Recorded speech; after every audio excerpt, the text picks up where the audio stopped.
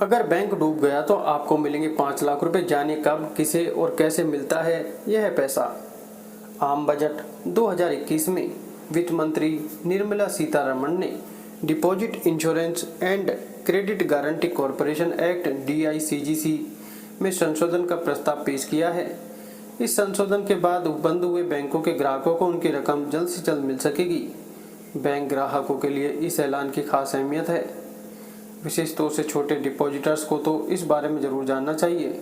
जर्जर स्थिति में पहुंच चुके कुछ बैंकों के ग्राहकों और देश के बैंकिंग इंडस्ट्री के लिहाज से यह बेहतर व सुरक्षित कदम बताया जा रहा है। दरअसल डिपॉजिट इंश्योरेंस एक तरह की स्कीम है जिसके तहत किसी बैंक के फेल होने के बाद ग्राहकों का अधिकतम 5 लाख रुपए सुरक्षित रहता है। पिछले साल ही वित्त मंत्री ने बीमित रकम की लिमिट 1 लाख रुपए से बढ़ाकर 5 लाख रुपए करने का ऐलान किया था। करीब 28 साल बाद इस बीमित रकम की लिमिट बढ़ाई गई थी। इस बार नया क्या है? जानकारों का कहना है कि इस संशोधन के बाद डिपॉजिटर्स को इस बात का इंतजार नहीं करना होगा कि बैंक लिक्विडेशन प्रक्रिया में जाए, तभी वे अपनी डिपॉजिट रकम को क्लेम कर सके। अगर कोई बैंक मोरेटोरियम में भी होता है तो डिपॉजिटर DICGC एक्ट के तहत अपनी रकम क्लेम कर सकता है।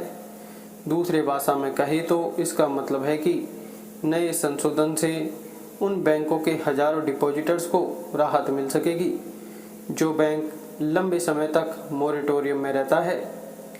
क्या कहता है नियम? DICGC एक्ट 1961 की धारा 16(1) के प्रावधानों के तहत अगर कोई बैंक डूब जाता है या दिवालिया हो जाता है तो DICGC प्रत्येक जमाकर्ता को भुगतान करने के लिए उत्तरदायी होता है।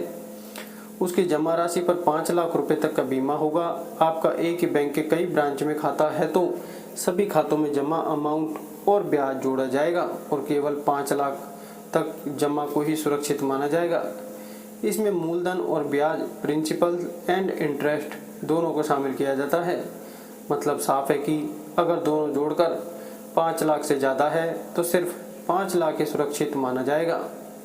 DICGC इंश्योरेंस के दायरे में क्या आता है?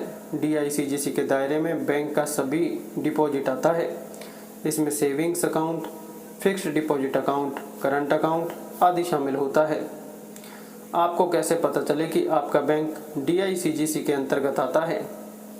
किसी भी बैंक को रजिस्टर करते समय में DICGC उन्हें प्रिंटेड पर्चा देता है जिसमें डिपॉजिटर्स को मिलने वाली इंश्योरेंस के बारे में जानकारी होती है।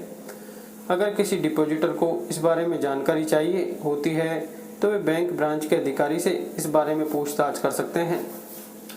एक ही बैंक के विभिन्न ब्रांचों में इंश्योर्ड डिपॉजिट की पूरी रकम क्या होती है? एक ही बैंक के कई ब्रांचों की कुल डिपॉजिट पर अधिकतम 5 लाख रुपए की रकम ही बीमित होती है।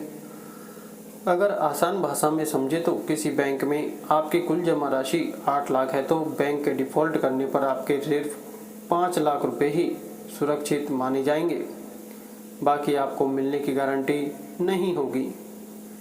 क्या डिपॉजिटर को मूल रकम ही बीमित होती है या इसमें मूल और उस पर जमा ब्याज भी शामिल होता है? DICGC मूल रकम और उस पर जमा ब्याज का ही बीमा करता है। दोनों मिलाकर डिपॉजिट्स का अधिकतम 5 लाख रुपए ही सुरक्षित रहता है। उदाहरण के लिए मान लीजिए कि किसी व्यक्ति ने अपने बैंक अकाउंट में 4,95,000 रुपये जमा किए हैं और इस पर उन्हें 4,000 रुपये का ब्याज भी मिला है। ऐसे में इस व्यक्ति के कुल 4,99,000 रुपये ही सुरक्षित रहेगा। लेकिन यदि अकाउंट में 5 लाख रुपए जमा है तो इस पर मिलने वाला ब्याज बीमित नहीं हो सकेगा। यह इसलिए नहीं बीमित होगा क्योंकि नियमों के अनुसार अधिकतम 5 लाख रुपए ही सुरक्षित रह सकता है। क्या एक ही बैंक में कई अकाउंट खुलवाकर बीमा की रकम बढ़ाई जा सकती है? DICGC द्वारा बीमा की रकम कैलकुलेट करते समय एक ही बैंक, एक ही व्यक्ति द्वारा सभी अकाउंट को ध्यान में रखा जाता है। अगर इन फंड्स का मालिकाना विभिन्न तरह की है या अलग अलग बैंक में डिपॉजिट है तो बीमा की रकम अलग अलग ही होगी।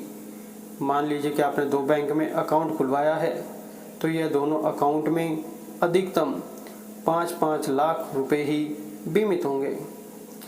मेरे पास 2 बैंक में अकाउंट हैं और ये दोनों बैंक ही एक ही दिन बंद हो गए, तो बीमा की रकम कितनी होगी? आपके दोनों बैंक के डिपॉजिट पर बीमा की रकम अलग अलग ही होगी। इस पर बैंक बंद होने की तारीख से कोई असर नहीं पड़ेगा।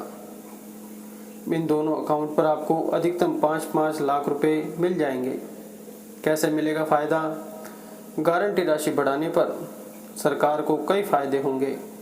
एक तो बैंकों में लोग गारंटी राशि के बराबर पैसा जमा कराने को लेकर परेशान नहीं होंगे। इससे लोगों का विश्वास भी बैंकिंग सिस्टम पर बढ़ेगा। इससे बैंकों के पास सेविंग बढ़ेगी और भी ज़्यादा कर्ज दे सकेंगे। धन्यवाद।